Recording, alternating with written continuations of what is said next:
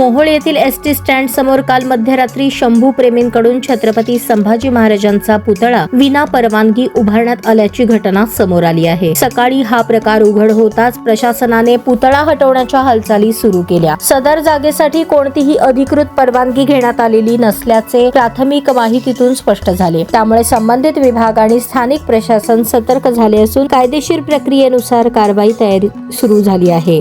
दरम्यान पुतळा हटवण्याच्या निर्णयाला स्थानिक नागरिकांकडून तीव्र विरोध दर्शवण्यात येत आहे। पुतळा हटवला तर मोहोळ बंद ठेवू असा इशारा शंभू प्रेमींकडून देण्यात आला आहे। त्यामुळे परिसरात तणावाचे वातावरण निर्माण झाले असून पोलीस बंदोबस्त वाढवण्यात आला आहे। या प्रकरणी शंभू प्रेमी आणि national highways authority of India प्रशासन यांच्यात बैठक पार पडली। वरिष्ठ स्तरावरून आदेश प्राप्त झाल्यास पुतळा हटवण्यास हरकत नसल्याचे NHAIच्या प्रशासनाने स्पष्ट केल्याची माहिती सूत्रांनी दिली।